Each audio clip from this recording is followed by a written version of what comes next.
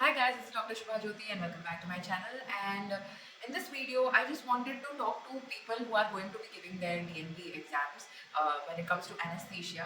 But you can definitely apply this to other fields as well, because I think that is what what I know is what basically applies to everything. But still, if this is particularly to emphasize for anesthesia people who are going to be sitting for the DNB exam, I just got to know. I was just talking to some of my junior, मैंने जहाँ काम कर चुकी हूँ वहाँ से एक junior था जहाँ से मुझे पता लगा कि एक महीने के अंदर अराउंड 18 जून से स्टार्ट होने वाला है DNB के exams. So I just thought, क्योंकि बहुत ही नर्वसनेस वाला फेज होता है, मैं खुद बहुत डरी हुई थी when it comes to your MD or DNB exams. I have done MD and तब मैं बहुत ज़्यादा डरी हुई थी. एंड उसके बाद because all of my batchmates were giving their DNB exams and our professors asked us to, तो मैंने भी DNB exam दिया है. Although मैंने पढ़ाई नहीं की है DNB के लिए particularly, मैंने MD में ही जो पढ़ा था उसी के नॉलेज से मैंने लिखा है. So it was around a gap of 2 to 3 months after my MD exams, जब मैंने कुछ भी पढ़ा नहीं था, and I've gone and sat for the DNB exam. But still I was able to pass. तो इसीलिए मैं ये वीडियो बनाना चाहती हूँ, क्योंकि I think I know what it takes to actually pass a DNB exam. And I also want to calm down people who might be scared, क्योंकि मैं सच बता रही हूँ आपको. I am talking about the theory exams right now, कि theory exams में passing rate इतनी कम नहीं है. थियरी एग्जाम्स में आप पास हो जाते हो, ठीक है, it's not a big deal. जो कहा जाता है ना कि पासिंग परसेंट कम है या लोग फेल हो गए हैं DNB एग्जाम में, ये लोग मोस्ट प्रॉबली जो वाइवा का चीज़ होता है, प्रैक्टिकल का चीज़ होता है, वहाँ पे मार खा जाते हैं. And that is where you need to actually focus on. लेकिन आपको थियरी के बाद काफ़ी टाइम मिल जाएगा to revise based on viva का ही पढ़ने के लिए, या उसी के अकॉर्डिंग सारी चीज़ें रिवाइज करने के लिए, उसी के फॉर्मेट में पढ़ने के लिए basically you will have time okay between the thing. And to be very honest with you, अगर आपने 3 साल अच्छे से काम किया है, if you are from an institute जहाँ पे आपने बहुत अच्छी तरीके से केसेस कराए हैं, you have good practical exposure, there is no need to fear neither in your theory nor in your practical, क्योंकि वही टेस्ट किया जाता है. ऑफकोर्स थियरी में थोड़ा आपको एड ऑन चीज़ें पता होनी चाहिए, but when it comes to your practicals and viva, I think मैं जब बैठी थी DNB एग्जाम के लिए, एक्चुअली मुझे ये चीज़ जब MD के लिए बैठी थी तब मुझे नहीं फील हुई, but when I was giving the DNB exam, I literally felt like they were really judging me for whether I will, if I am a safe anesthesiologist, will I be able to, I won't kill anyone. They're just making sure that I won't kill anyone, and I'll be able to give safe anesthesia. यही वो लोग जानना चाहते हैं, whether you know the anesthetic concerns about the case that you have been given. आपको basic चीज़ें आती है या नहीं, यही टेस्ट किया जाता है. So to be very frank with you all, if you have worked well in your past 3 years, तो आपको बहुत हेजिटेट करने की ज़रूरत नहीं है. You don't have to be afraid कि यार क्या होगा. ऑफ कोर्स फियर होती है, एंजाइटी होती है, ऐसा लगता है कि पता नहीं क्या होगा, अगर नहीं हो पाया तो क्या करेंगे, and all those thoughts come to your mind. मेरे भी दिमाग में आया था, specially when I was sitting for my MD exam.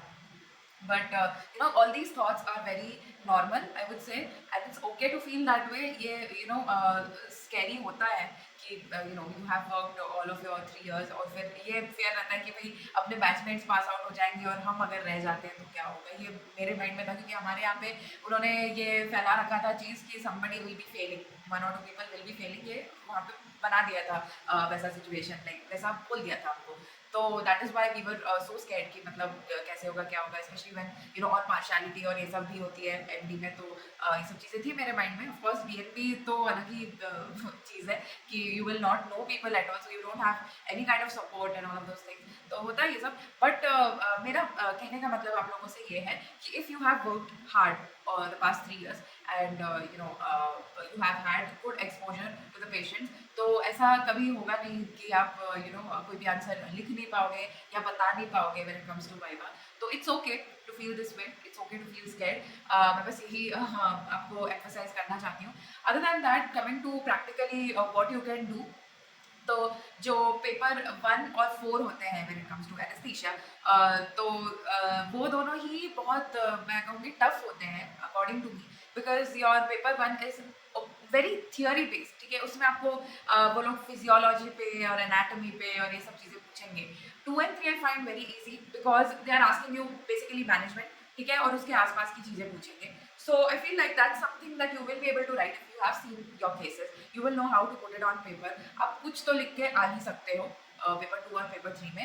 And again when you come to your recent advances जो पेपर 4 है, अब ये टफ इसलिए है कि यू विल नॉट हैव मतलब seen all of these things जो रीसेंट एडवांसेस की ये लोग बात करते हैं, जो like they talk about they can give you a question on artificial intelligence in anesthesia, they can give you some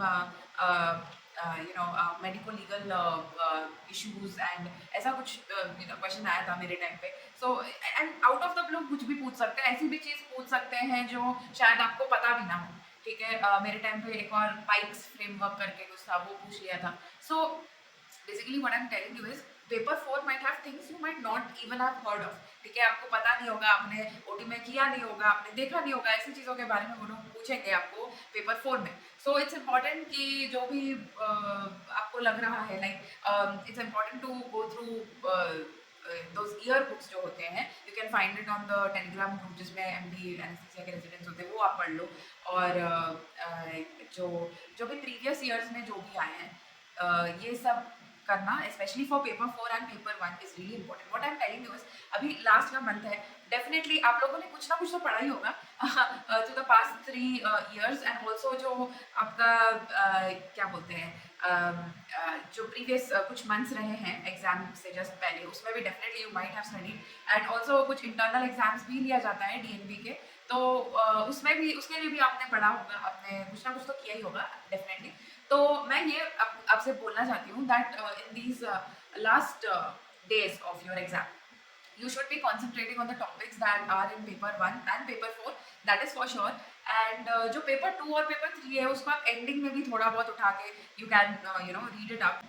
So if you have not even like studied for these topics that are going to be there in your paper 2 and paper 3, you will still be able to answer them. ठीक है, with your experience, with the kind of cases that you've done, you will be able to write something on that. तो मैं ये कह रही हूँ कि it's important for you right now कि आप पहले पेपर 1 और पेपर 4 पे ध्यान दो. उसके बाद you can if you are done very early with that, you can go back to your topics from paper 2 and paper 3 as well. पर मैं ये कहूँगी कि पहले इस पर आप एम्फेसाइज करो, because you don't want to be like going there and sitting and thinking like यार ये तो मैंने नहीं पढ़ा, ये तो मैंने छोड़ दिया. वो मैं ये कह रही हूँ कि आप ये पेपर 1 और पेपर 4 की चीज़ें ना छोड़ो. पेपर 2 और पेपर 3 के छूट भी जाते हैं तो इट्स ऑल राइट, क्योंकि you will anyway be able to answer those question. ये मेरा एक बहुत इंपॉर्टेंट चीज़ था.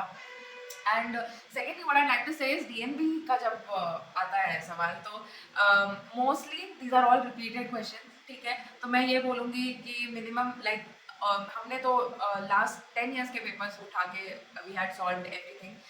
हमने एक लिस्ट बना ली थी कि divide it into topic wise, है ना, सब उठा करके लिस्ट हमने बना ली थी अपनी. एंड उसके बाद हम लोग वैसे वैसे करके एम्फेसिस दे के लाइक सिस्टम वाइज पढ़ते थे. तो that is what we had done. But I don't know about where you stand right now, आपका मुझे सिचुएशन पता नहीं है अभी.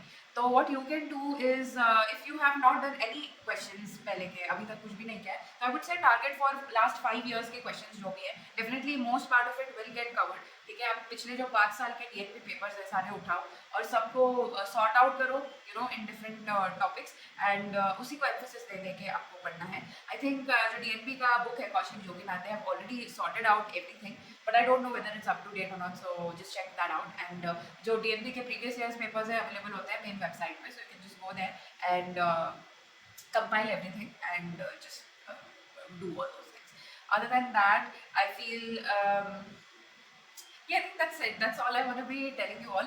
Paper 2 और paper 3 आंसर करने का सही तरीका I will make another video on that कि आप कोई भी क्वेश्चन आप इजीली कैसे आंसर कर सकते हो. एनीवे जो कौशिक जोगीनाथ वाला बुक है उसमें ऑलरेडी दे रखा है, but still I will explain some things to you कि कैसे पेपर में लिखना चाहिए आपको, how do you have to present it over there so that you get the maximum marks. And that's all I want to say. That's how I want to put this. Don't be scared. And if you feel like you need any kind of guidance, I am here to help you out. You can comment below any kind of questions you have. You think you want to know something from me, you can definitely ask me. And yeah, that's it for now.